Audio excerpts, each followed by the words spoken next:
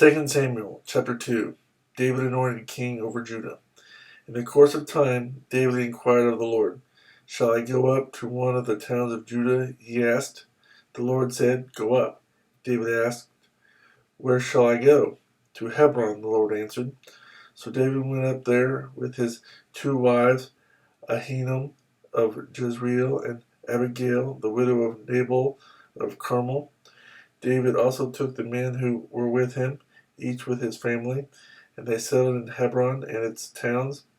Then the men of Judah came to Hebron, and there they anointed David king over the house of Judah. When David was told that it was the men of Jabesh Gilead who had buried Saul, he sent messengers to the men of Jabesh Gilead to say to them, "The Lord bless you for showing this kindness to Saul your master by burying him.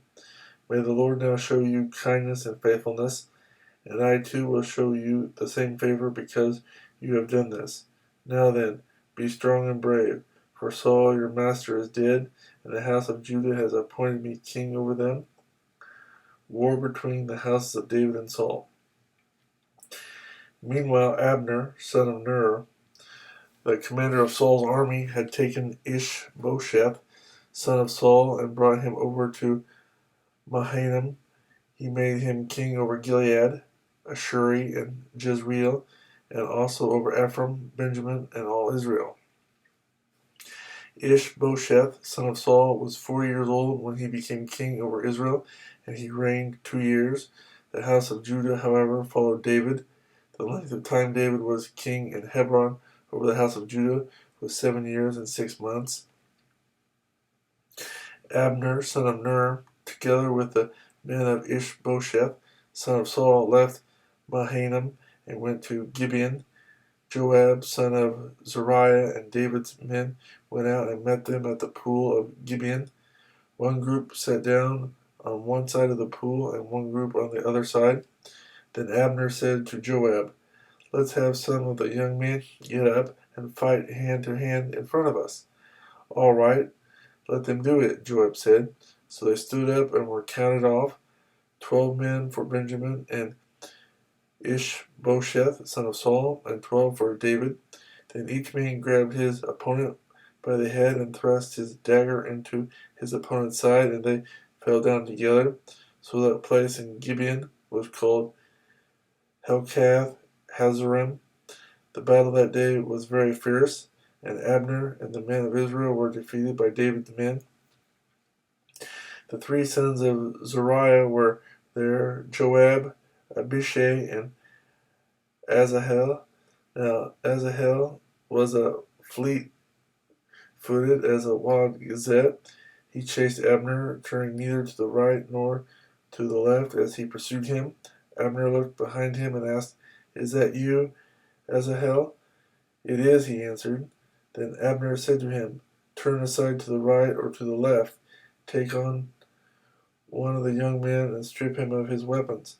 But Asahel would not stop chasing him. Again Abner warned Asahel, "Stop chasing me. Why should I strike you down? How could I look your brother Joab in the face?" But Asahel refused to give up the pursuit, so Abner thrust the butt of his spear into Asahel's stomach, and the spear came out through his back. He fell there, and he died on the spot. And every man stopped when he came to the place where Asahel had fallen and died.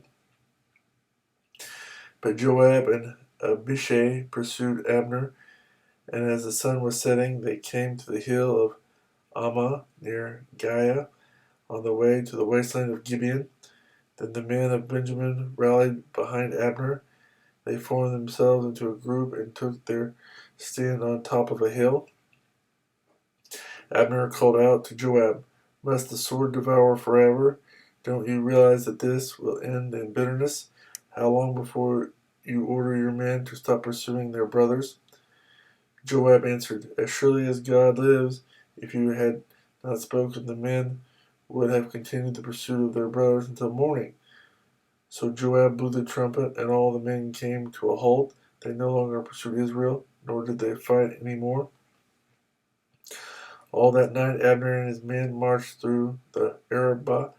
They crossed the Jordan, continued through the whole Bithron and came to Mahatnim. Then Joab returned from pursuing Abner and assembled all his men. Besides Asahel, 19 of David's men were found missing, but David's men had killed 360 Benjamites who were with Abner. They took Asahel and buried him in his father's tomb at Bethlehem. Then Joab and his men marched all night and arrived at Hebron by daybreak.